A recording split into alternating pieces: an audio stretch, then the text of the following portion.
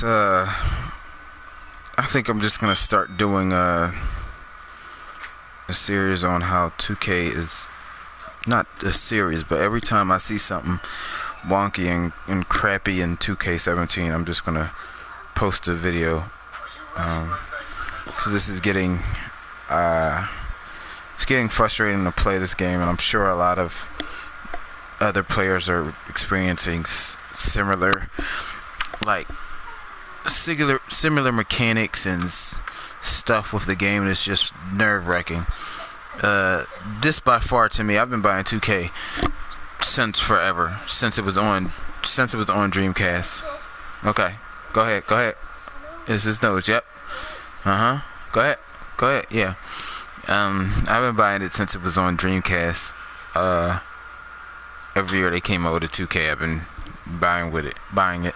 And this 2K17 has got to be by far the worst one I've played. The most frustrating one that I've played, hands down.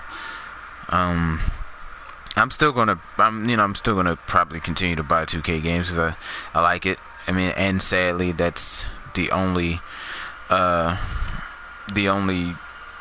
basketball game we got out unless Live wants to dramatically make a comeback.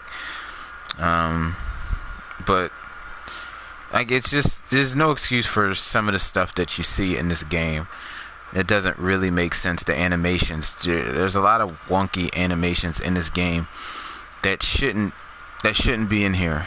Like, it just hands down, it shouldn't be in here.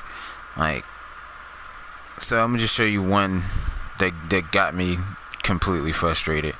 So as you see, let's see where I'm getting. Okay, so I'm playing my career, and Justice is throwing me the ball. I'm over on the baseline, or I'm getting ready to go over to the baseline. My character, let's just back up so we can see everything. So I'm getting ready to go to the baseline. My character, wide open. I'm a point forward, so that's another thing I hate. I'll talk about that at another time. But the whole archetypes thing is really silly. So I'm a point forward. They give me the ball. I'm not a good 3-point shooter. So normally, if you're a 3-point shooter, or if you're a good shooter, period, you normally would take the shot. But since I know he's my defender, which is Serge Ibaka, is coming over, because he know I'm going to the wing. He's probably coming over there to guard me defensively. I know he's going to shift to which would be, I guess, my right. So I'm going to try to go left to go around him to go to the basket. Now, anybody who also plays basketball knows that that's just standard play. If somebody's coming over there and they're running at full speed, you normally hit the jab step to your right and go to your left to go around him. You'll have time. So that's exactly what I do. Sometimes when I play this, I try to play how I would play basketball. So I'm going to my left because he's already shifted over there, right? Now I should be able to get around him with literally no problem. He's not going to be able to recover in time. So I'm going, and this is what they do. Lie to you not. I didn't shift my ball over there because that would have been that's not smart on my part. But the reason my ball shifted over there is so they could do this right here, this wonky animation. They literally turned me around inside to him, and to lose this ball. Now I don't understand the point of this animation. That's not something that I ever really even see in a regular basketball game. But a lot of times in this game, they'll do stuff like that. As far as this animation, if you're driving, I call it just the bump turnover. Like, it really is. They just bump you. You're going to the basket, and I wasn't even going up for the shot yet. Like, I was just trying to go around him, and they just literally just bump me right into him, and causes me to lose the ball. Causes me to lose the ball right then and there. And I just think it's a stupid animation to put in the game. I'm already basically around him. There's no way he should realistically cover unless he shifts over, whatever. And he doesn't really have enough time to shift over. So instead of that, they literally start to turn me here in this animation, and they turn me away from the basket, the direction I'm going, so that I lose the ball. Now I get Serge is a lockdown defender, so that might have something to do with why he would get that animation, because he's supposed to be able to stop you. But that's a stupid animation to put in a game, because it's not even realistically. It's not a realistic basketball.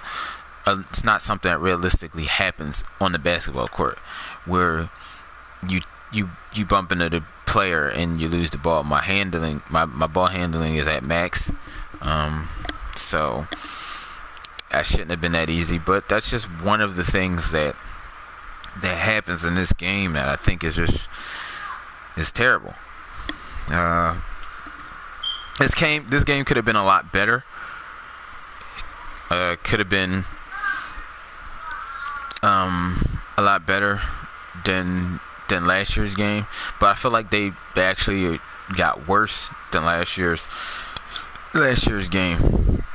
I see some of the things that they tried to do, and I think in theory, it probably had potential to be really good, but there's a lot of things in this game, mechanics-wise, it's just wonky. It's just wonky, and it doesn't really make any sense. Another thing that happens all the time is, like, you dribble the ball sometimes, and you might dribble it into a defender's body part or something like that, and you lose the ball. That's fine. That's fair. But again, the computer will do it, and it kind of acts like a yo-yo for the computer. Like, if they dribble it into your body, or they pass it and it goes through your body or something like that, it'll just go through your body as if your character isn't there. Just another mechanical flaw of the game.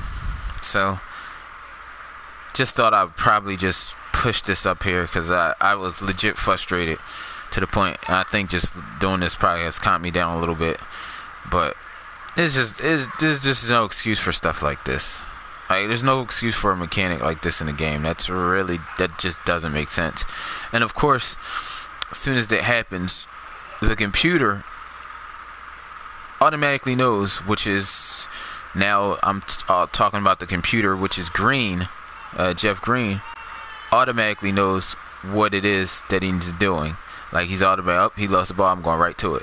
Patterson's not even really going for it until later. But Green's just like, oh no, I'm on it. You're already going to lose the ball. But it's just another thing. Just can't believe I've seen this. I'm sure you guys have seen this a lot in your games, and it's a lot frustrating. I don't know what they were really for my player, but it's terrible. The archetypes. I think the archetypes had a good, it was a good theory if you wanted to just keep that solely for my part. If you wanted to do the archetype type for my part, then that's fine. But people play my player, and they do their my player to be the best absolute player in the world. Like, they don't do it to be the stupid updates every time. They don't play my player to be the best type of certain player. You do my player so you can be the best player in the world, not have restrictions on you. Like, through all the years, you can play my player, you can rank up, you can max your character up and stuff like that. You can be the best in the world. Now you just got to be the best at one particular thing. Like, so for a point forward guy like me, I'm never going to be able to, especially I'm a point forward, small, like 6'8", something like that. My speed and acceleration is terrible.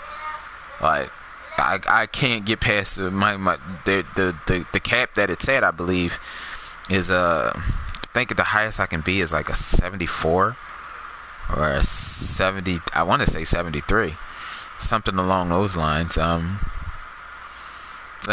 just don't feel like there should be caps on your my player. I feel like if you want to do it for my park, that makes more sense, because then everybody can just, pick whatever and go that. Even with that, like, you want to be the best in the world. I just don't think you want to have caps on your my players. I don't think that was a good move by 2K in this game, because you don't want to play a certain type of style.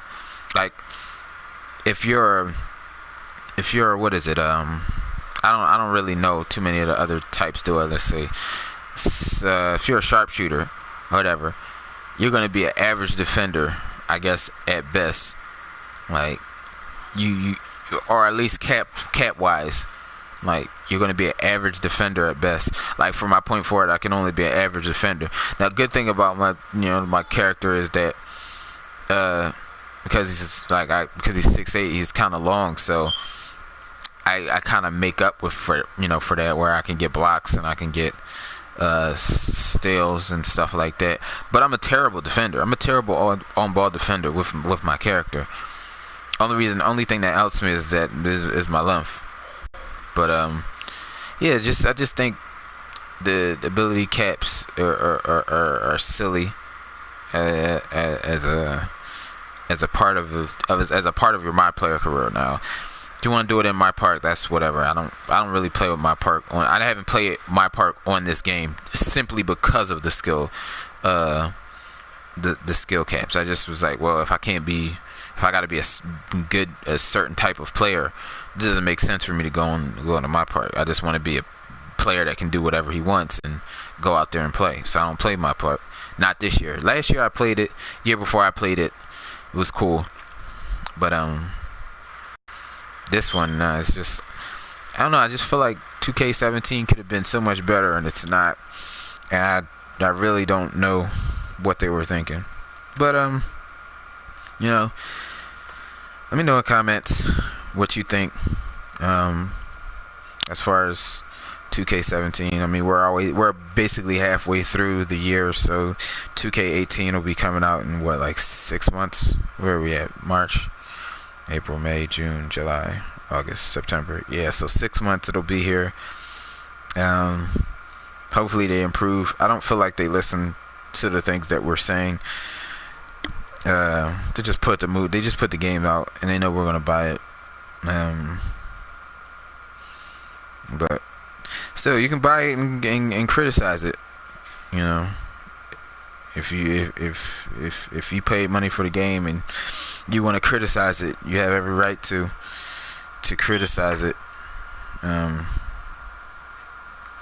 But yeah, hopefully you guys, you see you guys understand the frustration of playing something like this. That's just like, it's like, come on, there's too much crappy stuff in here for this to be the game that they gave us. So, catch you later.